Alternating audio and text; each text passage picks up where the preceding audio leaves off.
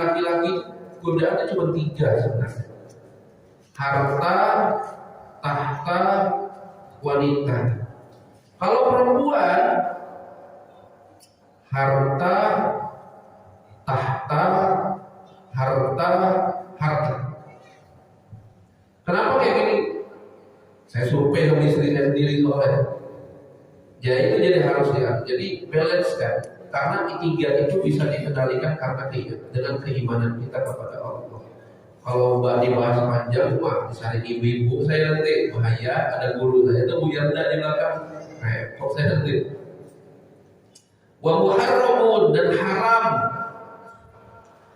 bagi orang yang membatalkan puasa, kaman akharul qada Ramadan ma'at tamakkunihi hatta dhahar waqtuhu. Jadi haram bagi orang yang batal puasa itu kalau dia itu mengakhirkan qada Ramadan.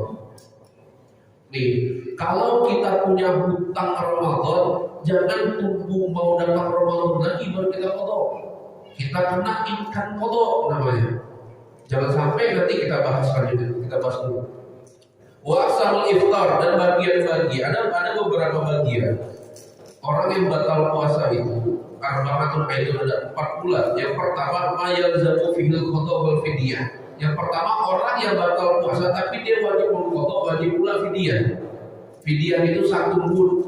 1 mud itu biar gampangnya itu lebihkan saja, belikan nasi sebungkus. Nah itulah.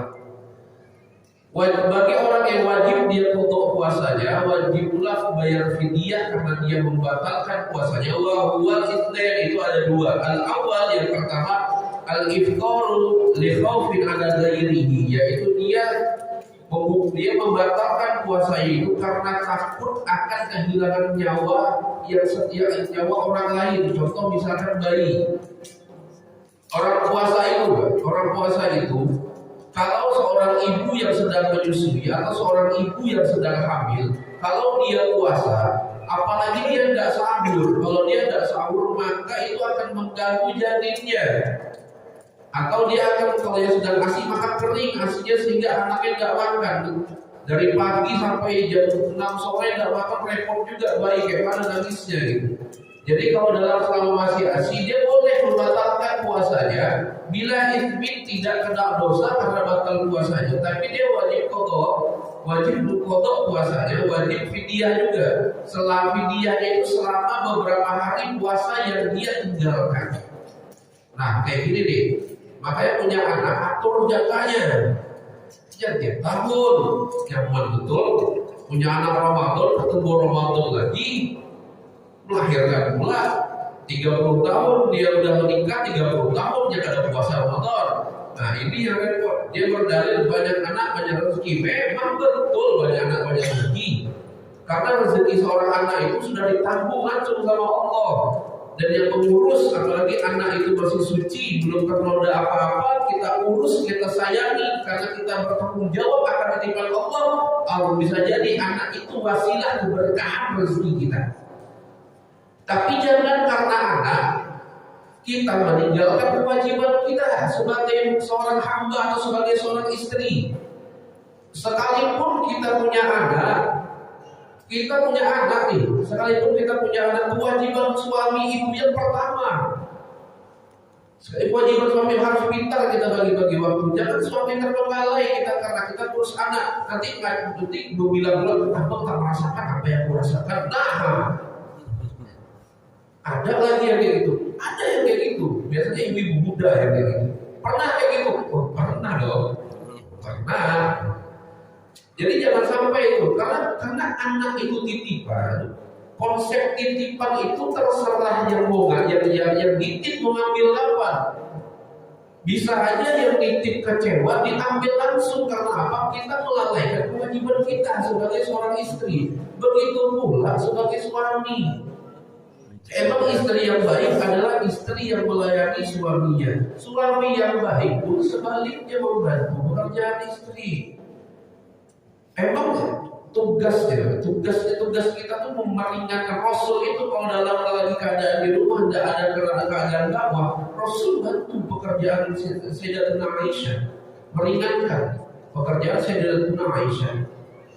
Kita bantu istri kita ambil sunnah daripada Rasulullah. Cuma jangan kebiasaan pula beginian.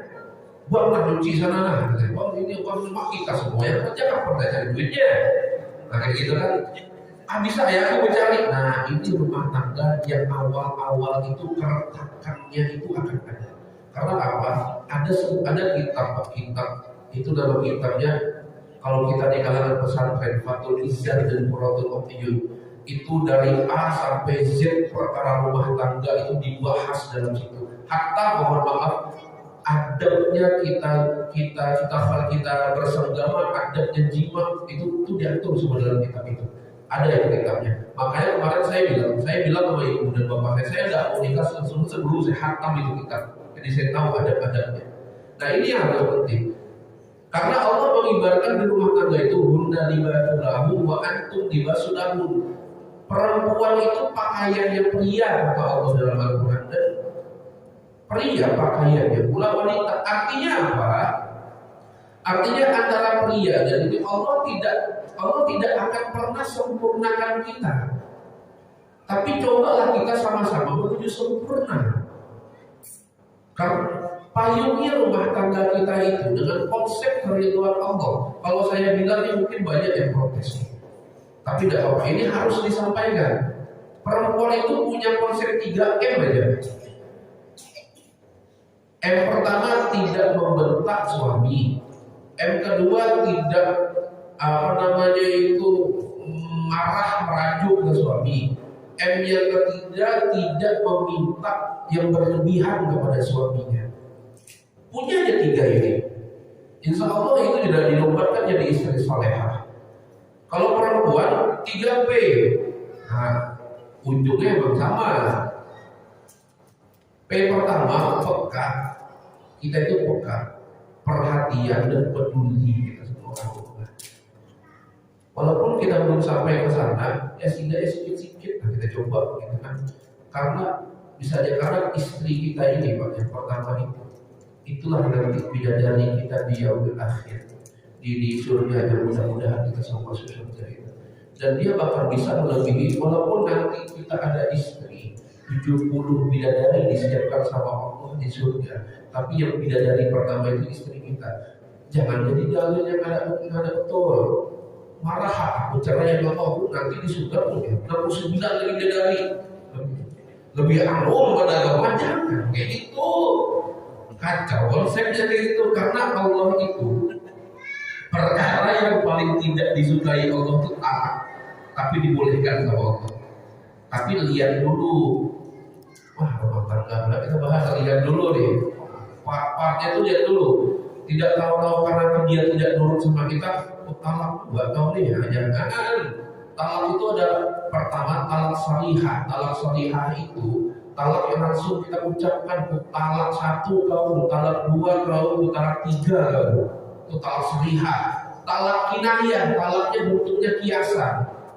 Pulanglah kau ke rumah mamaku sana. Itu Pak talaknya, hati-hati. Lisan laki-laki seorang suami itu tajam. Tapi kita harus ingat doa seorang istri jauh lebih tajam untuk seorang suaminya. Nah itulah makanya kita diibaratkan pakaian, saling melengkapi, saling melindungi, saling menjaga martabat, saling mengasihi, saling menghargai satu sama lain. Itu konsep rumah tangga yang dibangun oleh Rasulullah. Konsep rumah tangga yang dibangun oleh Rasulullah.